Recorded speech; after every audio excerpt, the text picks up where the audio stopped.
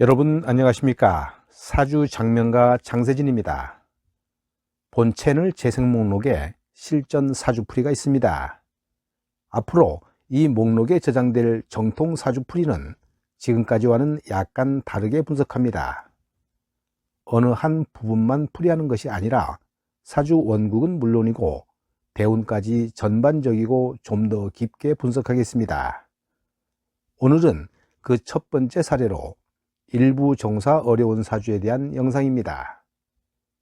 본 채널 구독자가 아니신 분들은 구독, 좋아요, 알림까지 설정해 주십시오. 더 알찬 영상으로 보답하겠습니다. 이 사주는 무신년 신유월 병오일 임진시에 태어난 여명입니다. 음양은 양으로 치우쳤고요. 목 인성이 드러나지 않았고 금재성으로 치우쳤습니다. 인성이 약해서 태약한 사주이고요. 정제격에 용희신은 화목입니다. 왼쪽 박스에서 보시는 바와 같이 인묘년공망, 유도화, 진화계, 신영마, 오양인, 병신합수, 신진수국을 이루고 있습니다. 이 명주는 6월의 병오일주로 감정의 기복이 심한 편인데요. 공주기질이 있는 사람입니다. 참고적으로 태강사주는 아집이 강하고 한번 화가 나면 폭발성이 대단한 데 비해서 이 사주처럼 태약한 사주는 의타심이 강합니다. 이 사주는 병오일주가 간여지동으로 부부연이 좋지 못하고요. 문 바뀐 시상 임수 편관으로 일부 종사하기 힘든 사주입니다. 일지는 일간이 확장되어 뿌리를 두었으나 하나밖에 없고요. 월지에서 설기가 심하고 인성인 목이 없으니 약한 사주입니다. 만약에 시지가 인목으로 이민이었다면 시주가 인호가 되면서 일지를 생하게 되니까 사주의 격이 훨씬 나아졌을 겁니다. 주로 월간은 부모 덕을 보고요. 시간은 가정의 덕을 보게 됩니다. 월간이 정제로 기신이니까 부모덕이 없고요. 시간의 임수 편관이며 관고라서 남편과 자식인 가정의 덕도 박합니다. 천간의 상황을 보면 시간 임수가 월간의 신금을 화로부터 보호하고 무토와 진토가 다시 금을 생하니 기신인 금의 세력이 일지에 뿌리를 둔 병화에 비해서 기세가 월등하게 강합니다. 신금 정제가 월간에 투관하여 일간과 합이 되었습니다. 병화와 신금이 합하려는 성질이 있어서 마음속에는 재에 대한 생각이 가득하여 욕심이 많습니다. 이 사주는 금이 강하여 재다 신약에 가깝습니다. 합하려는 금을 담당하기에는 힘이 들기 때문에 일지오화의 뜻을 두어야 합니다. 따라서 이 명주는 재물에 대한 욕심을 줄이고 형제나 친구와 친화하려는 것이 상책입니다. 원국의 육친관계를 살펴볼까요? 왕한 금이 수를 계속적으로 생하고 병화는 수의 극을 받으나 인성인 목이 없어 통관이 부족하게 됩니다. 또 수의 극을 피하기 어려워서 관성이 흉하게 작용하게 되는데요. 따라서 남편과의 인연이 약하고 시어머니의 덕과 재물덕도 박하다고 봅니다. 또한 부친은 월간의 신금인데요. 병신합수하되 일간은 합화로 변하지 않게 됩니다. 그러다 보니 신금만 묶여서 부친이 온전치 못하며 역시 지지의 신유로 재성 혼잡이 되니 부친덕이 없습니다. 월지 도화라서 모친도 두 번째이고요. 남편은 식상과 함께 있는 신중 임수인데 멀어서 무정합니다. 시간의 편관 임수는 일지 오화와 합을 하니 육친의 연이 불미합니다. 대개 일주가 간여지동이면서 시간의 여명의 경우는 편관, 남명은 편제가 있으면 본래 배우자와 해로를 하지 못하고 애인과 함께 사는 경향이 많습니다. 다만 병화는 양중의 양으로 다른 간지의 영향을 적게 받고 있어서 마음을 주는 남자를 쉽게 찾지는 못할 겁니다.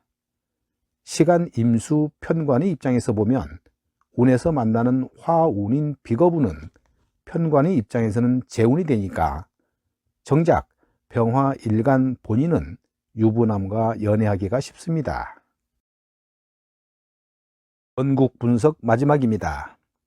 간여지동 사주는 간지가 비겁으로 이루어졌기 때문에 고독이나 분리, 독립을 의미하는 비겁의 성향대로 부부궁이 외로운 경향이 많습니다. 부부 사이가 원만한 경우라 할지라도 남편이 지방 출장이나 해외 근무 등으로 주말 부부가 되는 수가 많습니다. 간여지동은 남녀를 불문하고 일지궁에 비겁이 있어 형성되는 것이므로 재관의 기운이 약해지기 때문에 대체로 원만한 결혼 생활이 어렵습니다. 일지궁은 배우자궁으로 부부 운세를 측정하는 중요한 역할을 하는데요. 관성이 들어올 수 있는 공간적 요소를 차단하기 때문에 부부궁이 좋지 못합니다. 특히 여명에서 일지 비겁은 그 관성이 충이 되거나 약해지는 인자가 되기 때문입니다. 그러나 간여지동이 모두 나쁘다고 보면 착각입니다. 신약사주인 경우는 도움이 되기도 하는데요. 예를 들어 갑인 일주라면 인중 병화 식신이 재와 연결이 되면 큰 재물을 획득하는 활동성 인자가 되는 것입니다. 남명이 갑인 일주라면 그 아내가 큰 사업 활동이 가능한 인자가 됩니다. 이런 경우 처와 동업으로 큰 재물을 벌기도 합니다.